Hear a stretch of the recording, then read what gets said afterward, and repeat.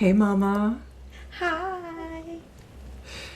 Today we are going to talk about an interesting thing about Epstein. Monsterizing Epstein and how that does not serve us. I'm Does not nervous. serve us. Does not serve us. I know I feel very excited about this conversation and a little nervous just because this requires a humongous amount of nuance. Yes, And that yes, is what I'm like, ooh, child, we're going to test the waters today. yes. And especially because I'm coming into this conversation as someone who has been trafficked. Like, I'm disabled because of that shit. Direct. So I have the right to talk about this in a deeper way than most people do. So hang Amen. on, listen, people. Amen.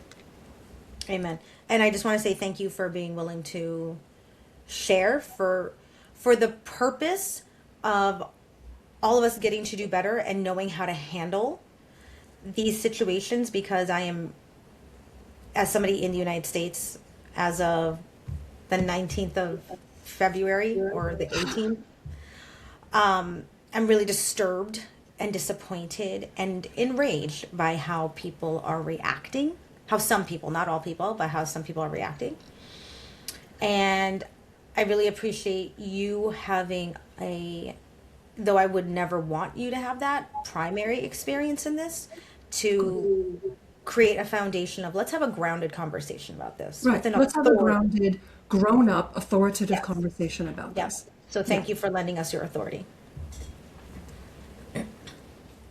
There's so many pieces I'm seeing moving around in the air with this. So, first of all, monsterizing him is easy because he did monstrous things. Lots of people do monstrous things. If you think that you haven't done monstrous things, you're just not sufficiently self aware. You're still a human being deserving of compassion. For the people that traffic me, yes, you are. Everybody deserves compassion. If, it doesn't mean you deserve access.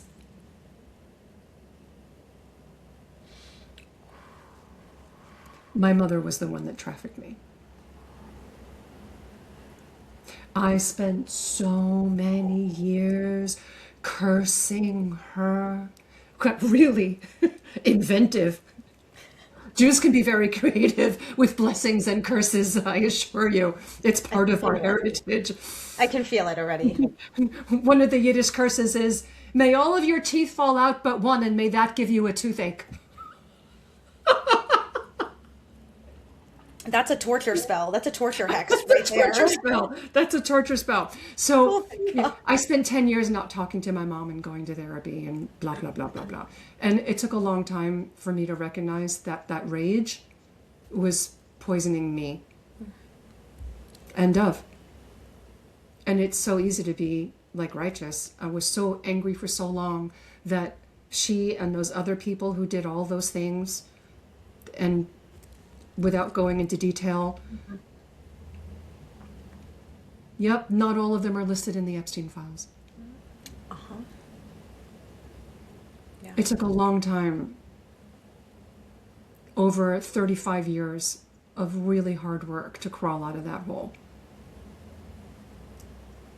And that rage, that judgment of them, is more of my story about me than it was ever about them. I'm going to get a little bit academic here. There's a whole field called narrativology.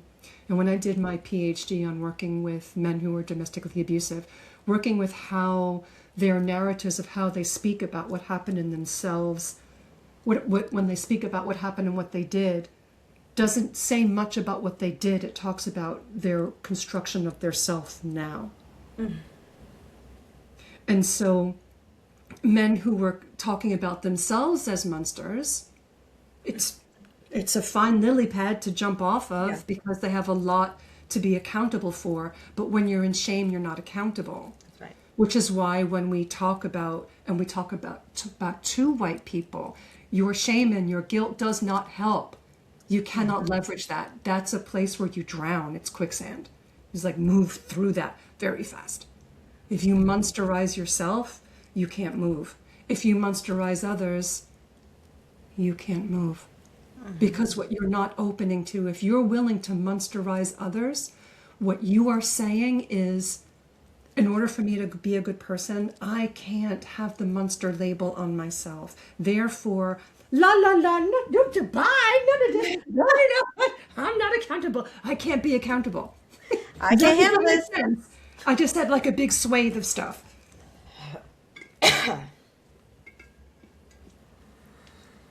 Is it okay for me to reflect for a moment? Because what I want... No. That's why we're here. I just watched.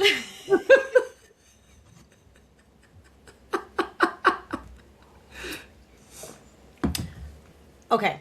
I want to do a couple of things, because first of all, what you just presented with as the start of this conversation, I can feel reactions in myself.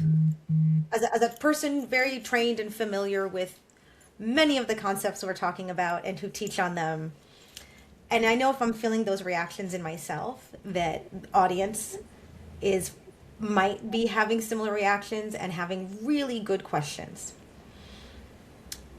And I want people to know, like, when Shoshana speaks on her experience, in the same way she supports me as an ally when I'm speaking on certain experiences, I have an attachment towards Shoshana. So I have to also, in order to stay in the witnessing with her, in order to support her, I want her to feel like I'm literally up against her, holding her back, or have an arm around her, or in a second will throw myself in front of her and shield her. How do I convey that energetically and emotionally in a conversation like this?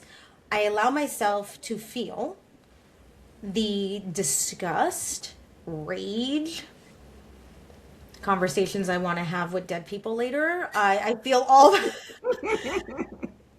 stuff that I'm like, okay, but that's about, and I want to just break this down operationally, the mechanics of this for people who are unfamiliar with this work.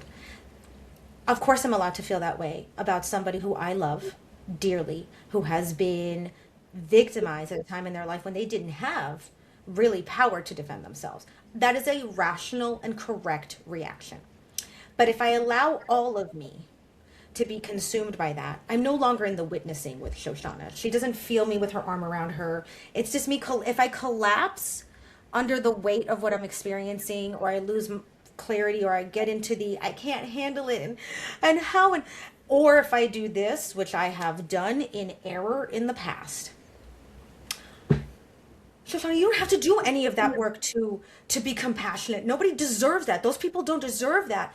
That is a mistake that I can own, that I've made, coming from a place of good intention that was very uninformed. And I lived there too, Yeah. right? Yeah, until I realized that I'm compassionate with them for my sake. Let's do a thing as we move forward, because I want you to talk about that, please. Well, I also want to pick up on something else you said so please. beautifully. When you were talking about those different states, what you're talking about is the drama triangle. And if you're in the drama triangle, and that reflects your necklace beautifully, then you're not with me. That's right. You're with your drama about your thoughts about me, but you have left the room. And it's exactly as you described, just like putting it on, like really recognizing that's drama triangle stuff. And that when you can hold your reactions like that, and you now have a lot of details about how lovely my life is in so many ways right now. I am so blessed. Yes, amen. Yeah? Amen. And deserved. More. For both of us. For everyone watching. Oh, don't worry. I'm money and power hungry all day, every day, very openly. So I'm getting it. I want to give it to everyone. Share the abundance and bounty. So it's just important to name exactly. If you want to show up for someone, you can't do it from the drama triangle. Yeah, that's a fantastic example of how my not realizing that when I'm like talking to friends in the past who, and it could be about anything. It doesn't have to be as severe as what we're talking about right now. Like, I but know. It's almost like a comedically extreme example. I think people have to get used to the fact that we are going to tackle the darkest, nastiest shit for the benefit of whoever will listen and ourselves, because we clear ourselves with this work.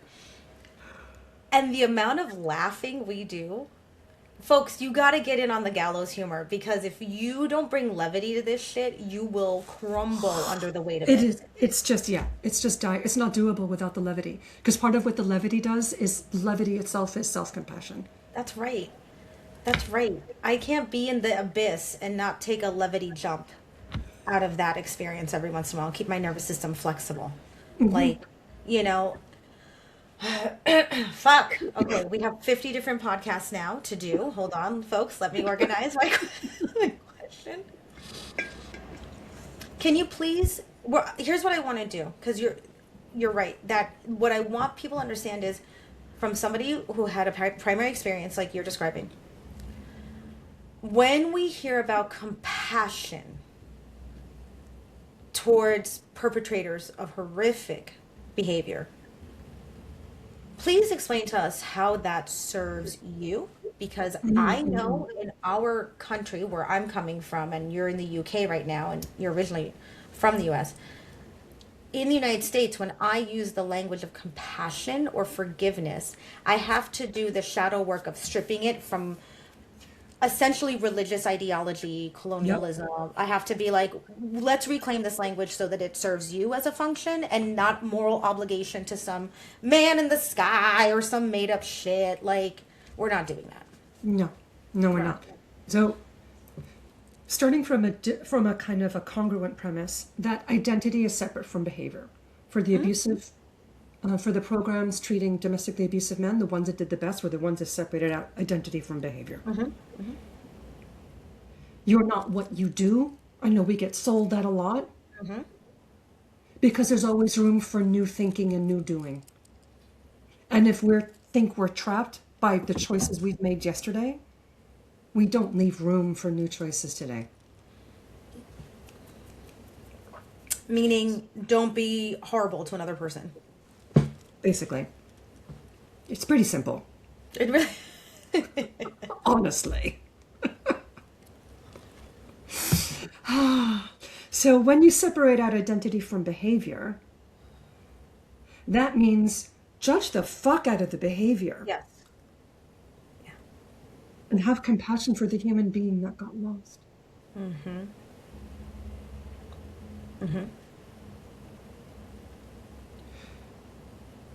Because they were mirrors.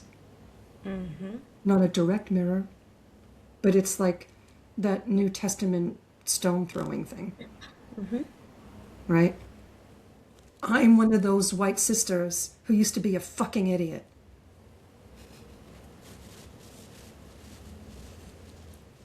So if you're at that stage, it's okay. You can have compassion for you. Welcome. Welcome.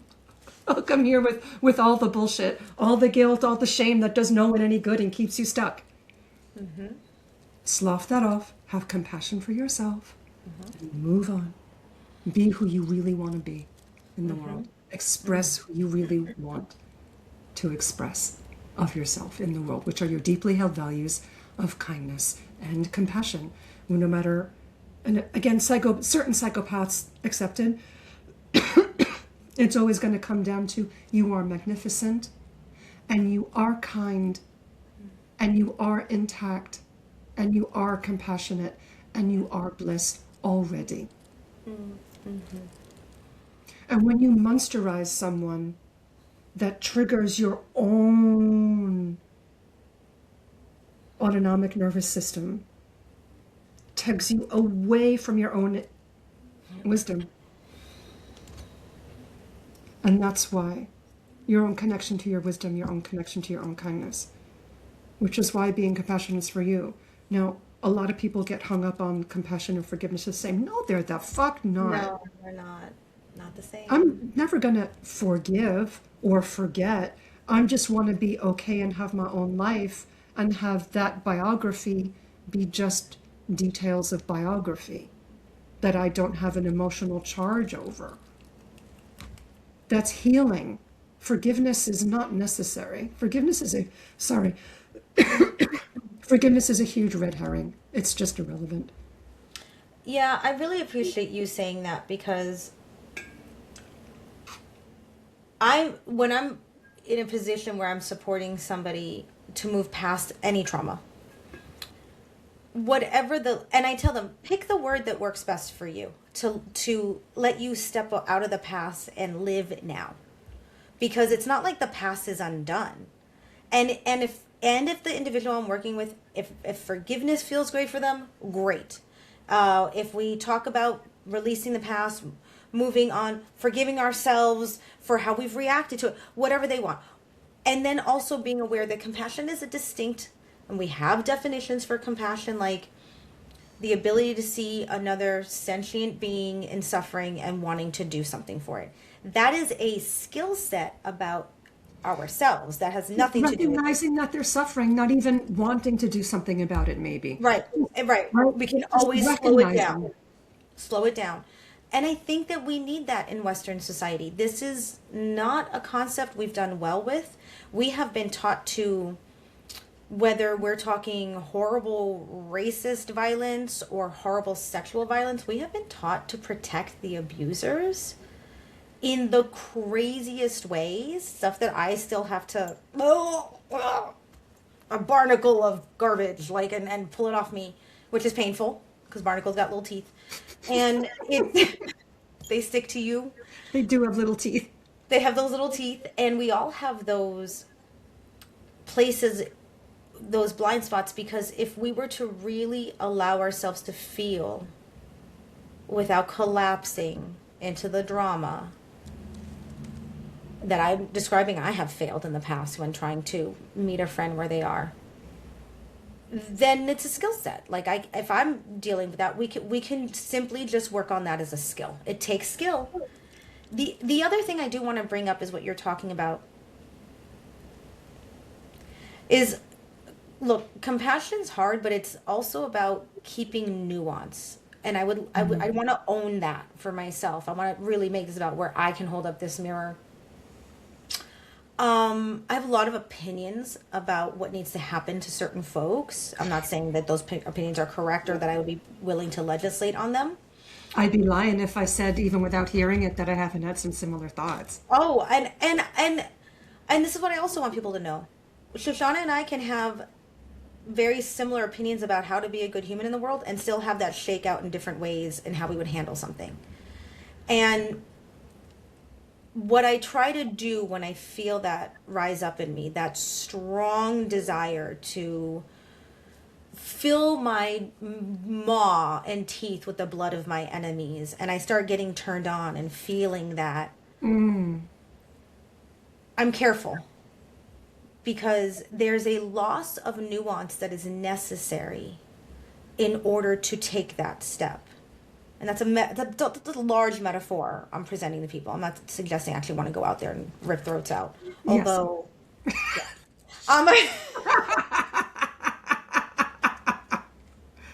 Like, I'm ready. Like, but there's more. That's a large metaphor too that you can bring in a lot of different kinds of behavioral decisions into.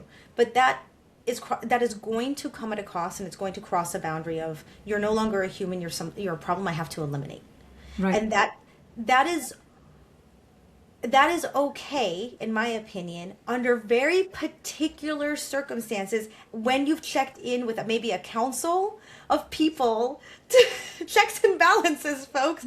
We're coming up with a whole new criminal justice system here. Yeah, this is a lot. And so the reason I'm saying this, and I'm going to slow it down because it can go all kinds of ways. For people who are listening, I have it in me too. I want to hurt people who hurt people. I want to delight in it. It's human. It's human. It's human. It's human. And I'm not saying it's wrong, but I am saying that has to be made that determination has to be made under very specific circumstances. And if I'm willing to just dole that out easy, willy-nilly, it's no longer powerful. Right. And it just becomes like a flippant reaction that leads nowhere and just puts me in the drama of my own experience. Right. It's not that it leads nowhere. It's an emotional violence that you wind up doing to yourself. That's even, thank you for that, because it does lead somewhere. It's me choking on the rage cock that I'm no longer wearing and ready to like take on the world with. It is, and I use that language, folks, because rage is I want to externalize it in the way that people use the frameworks of masculine energy and feminine energy. And I want to do something with it. And that can be so amazing. But fire can be incredibly destructive if you are not in control of it. And it can eat you up from the inside. Yep. So are we externalizing it effectively and meeting a goal? Or are you just rolling around and getting like acid reflux? Right.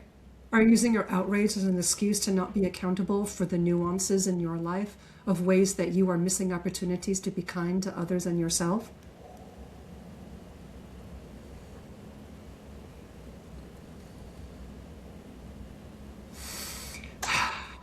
When we say that everybody is a mirror to ourselves, that's a very digestible statement in the realm of racism, right? Like there's no othering between Shoshana and myself or somebody else, whatever. Holding that mirror up, whether obliquely or directly, is advanced work when it comes to someone like Epstein. Yep. And I like to be responsible for that. And in this conversation, it feels important as the ally to show up with how I use the Epstein mirror to scan for stuff inside of me. And that's an uncomfortable one because, right, I don't want to. So, like, I have to deal with the nausea and the disgust and go, okay, cool, we got this. Temporary. And then look inside of me for when have I ever objectified, dehumanized, belittled, slut shamed, assumed something about somebody and their sexuality or their way of walking through the world based on how they're presenting themselves. How have I further victimized people who are trying to share about tough experiences and unknowingly through ignorance, not necessarily malice? Like there's this constant theme of inventory that I can look at in myself. There's another one as well. There's so many, please offer more. But from a different angle. In what ways might someone, you included, be using outrage over Epstein to express something that they haven't healed in themselves? There's permission to say Epstein gives you the egg. Yeah. Yeah. There's permission. There's also, so that's like the shadow work of holding up the mirror and seeing, and it's uncomfortable. I don't want any of that shit in me, so I'm like, do it, bleh, burn it up like laser beam, and very visceral.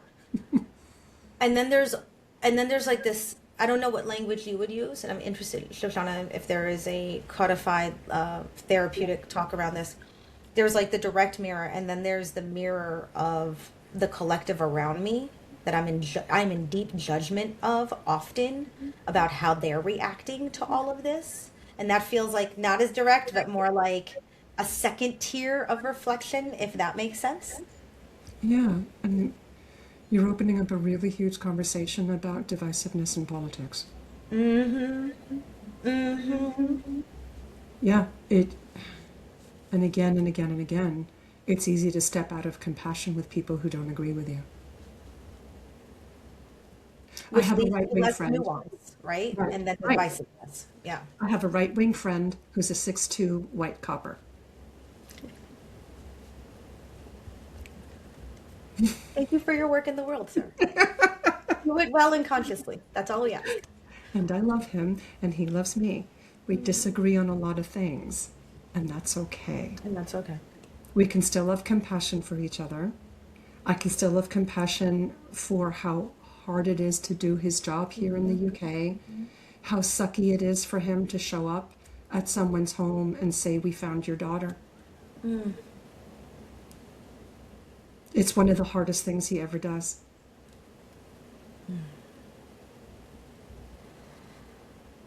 And the part of him that reacts to that isn't a certain political affiliation. It's his Nope. humanity. Yep. So we meet. We have common ground. Mm-hmm. Mm-hmm. Yeah. We have common ground of profound compassion. I think it's very important that people try to keep maybe 1 to 2 people, whatever you can manage, and maybe not family that you have to engage with constantly or the stakes feel high. To have somebody in your life that you practice finding the human common ground, especially these days. I think that's But so not good. at your expense. Okay, right. This is where we got to talk about ROI. Right, because we were sharing an Insta about being good and the cost of being Yeah, good. Maybe we'll put that link in. yeah, And absolutely. there are so many clients, the past 2 weeks especially, so many clients I've been talking to, if the cost of belonging is self-abandonment, maybe rethink that. Right. Thank you for pointing that out because, again, the ways there is some reaction around nobody deserves compassion who can do that to another person. And then we have to be clear about what compassion is and how it serves us first before it's really about anything performative for another human being. You don't also have to play good or please or hide away from what is different or difficult. And yes, this takes skill. Yes, this is a very nuanced way of interrelating with other people. No, we are not telling you you are obligated to be friendly with anybody you disapprove of or especially somebody who's doing horrendous shit in the world. We're not Or in your advocating family, right? or I in have a your joke family. about that. Tell me, Okay. tell us. Premature compassion, because you have to work through your feelings of anger and rage before you can come to the softness of compassion for other To people, right? authentic You need compassion. to go Thank through you. that. Just like you when I was, and it's not like you're like, oh my God, I just found this out about you. We've known each other for years. You know about my history.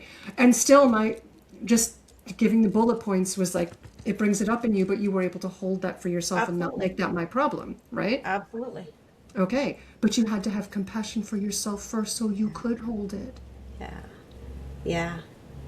Yes. right? I had to be like, So, okay, we're going to enter into some rocky shit. Let's. right, right. So here's the joke that's coming. Premature compassion for others is just as unsatisfying as premature other things in certain situations. Oh,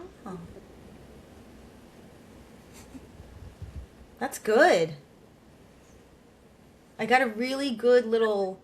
I got an image of a sad phallus with like a little dribble of That's what compassion. I had to think. It's just a little schlong just kind of bending over like, what? By the way, we're not judging the volume of anybody's We're really not. ejaculate, by the way. I'm We're just not. saying that, Nor, like, nor judging erectile dysfunction or premature ejaculation any way, shape, or form. We're just getting some leverage here. but that, and I needed that. Thank you. And that is brilliant because that is not authentic compassion. That's Right. why, It's being like, good. It's performative it's compassion. performative. Ooh. Blech. Who the fuck wants that? No one, because it does what? Nothing. Yay! And it's nothing, and then it winds up being emotionally violent to yourself. And creates more place for predators to hide. Right? And makes you more vulnerable to predators. I'm really not into that. Totally not into that. I'm not into that. And I think this I really appreciate this conversation because it reveals the dynamics and the mechanisms that we often cover in other conversations, which folks, let this help you create a frame of reference, this conversation, for if we can do this here together around such heavy subject matter and demonstrate it this way. You think we can't do that when it comes to like preconceived, debunked notions of racism and othering one another? Get the fuck out of Right? here. Like, there's no Right? way. Are you kidding? Like, get the fuck out of here. This is up-leveling the skill set Right?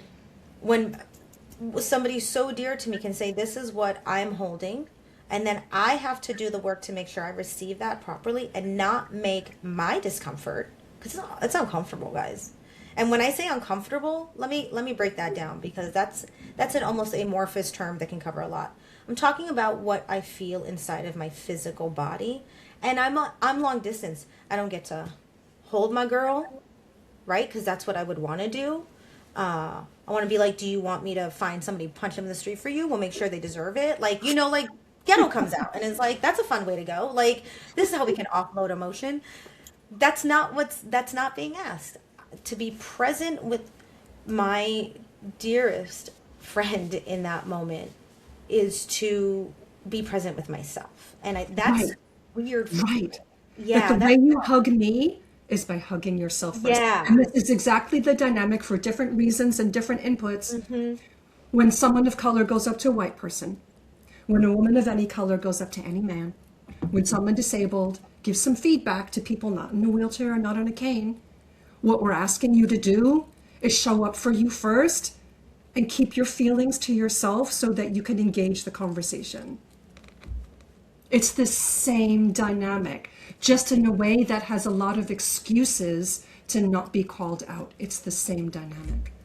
Do you, Shoshana, let me ask you a self-reflection question. Do you feel that the experience you've had was fertile ground for empathy and compassion? And No, it's not what happened.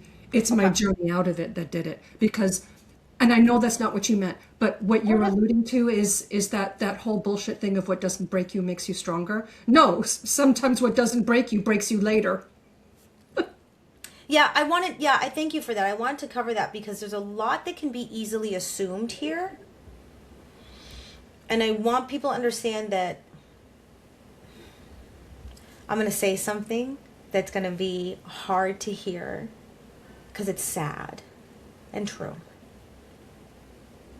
Not everybody gets to come out of that. Right.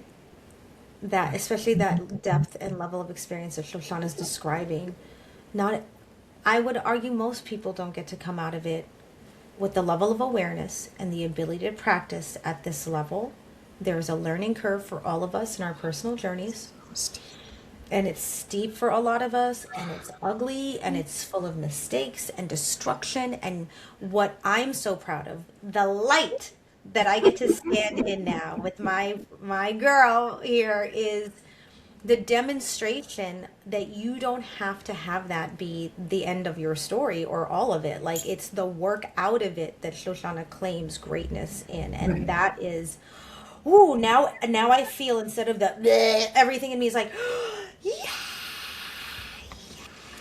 She's like on the Olympic tier, and I get to twerk in the background and celebrate her. And I still want to learn how to twerk. That's on my bucket list. we're gonna do it. Bad Bunny revealed it to the world with the army of Latinas he had out there throwing ass. Thank you. This was Yay, Bad Bunny. yay, Bad Bunny.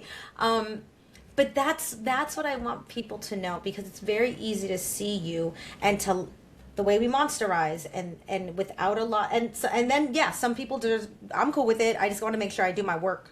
I have my little checklist. Can I monsterize safely and enjoy it? Wait, slow down, checklist, right? Like that's one of those spices that you use in certain contexts for a little Right, bit. for a moment, a little bit could be a little bit spicy. It could taste a little good.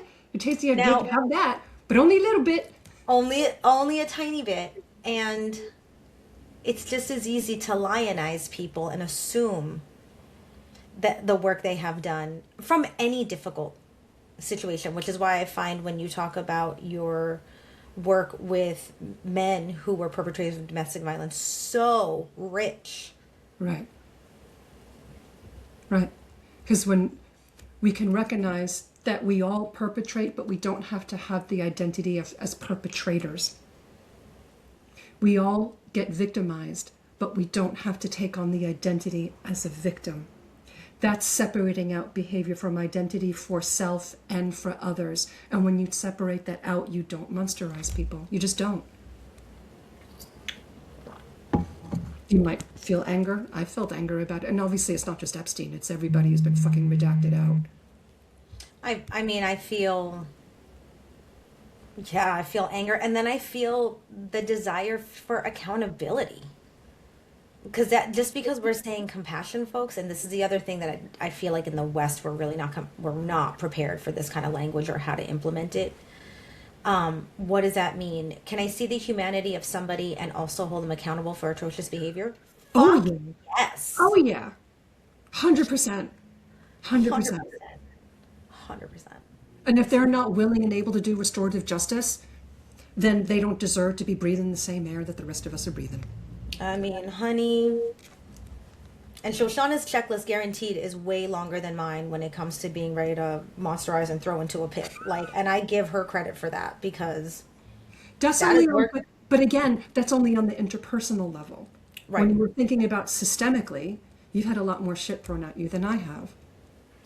Yeah, and yeah, I think that that is very true. That is just what happens when you are anybody who can be easily identifiable as several standard deviations away from the norm. Like, Norm. yeah. Oh, which by the way, More ick. ick, more ick. Thank you. People, allow yourself to vomit. Not like just if you express it, it's easier. Like this, It's like, throw that poison up. throw that Epstein out of your system. So stop doom Yeah. scrolling, just as a little aside. Stop the doom scrolling. Give yourself a break. And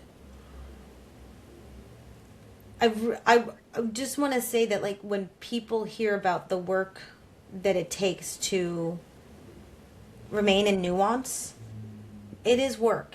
It takes work to examine how we're feeling ourselves, how we're looking at others, how those men that you've worked with.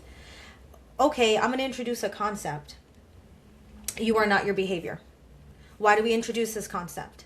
Oh, so that you can move forward with better behaviors. Because if you believe you're that, then that's where you stay. Okay, cool. Now, I can guarantee you 10, 20, however many sessions are spent on repeating that. How does that feel? Embedding it in the body. How do I live and embody that theme? That's what the therapy is. Right. That's what all of the work is. The Yep. concepts themselves are not so hard to grasp. It's the how do I implement this in my own self and in my life.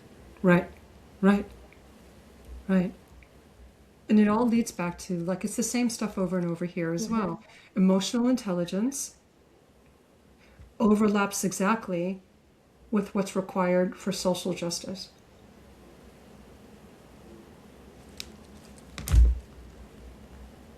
So get your heart out of your ass, everyone, and get emotionally intelligent.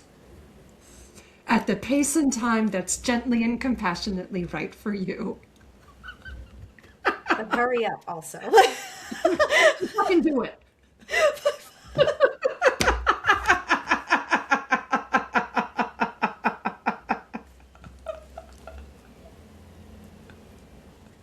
Kindly. But fucking do it, okay? Stop fucking around.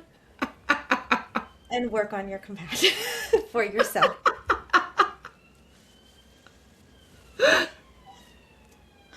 You know what I find really interesting, and I wonder if other people see this already. It's so interesting. It's such a fascinating, almost paradoxical experience to witness and to be in. How much easier it is to, like, keep the rage in check when it's about us and our own experiences. Like when we talk about what Shoshana lovingly calls white stupid, and I have to be like, damn, white girl, calm down. It's all right. It's going to be okay.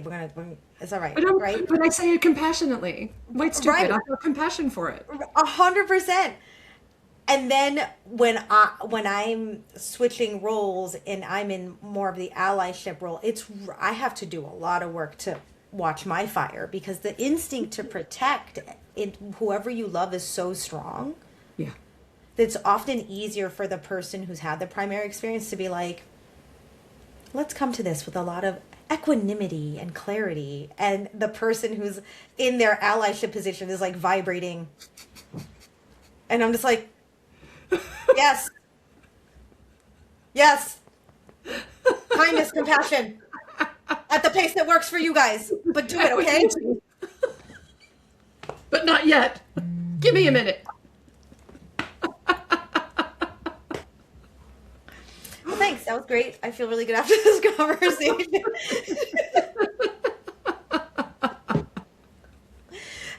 Do you feel complete? Have you stated everything? I feel complete, actually. Yeah. For now, I feel replete.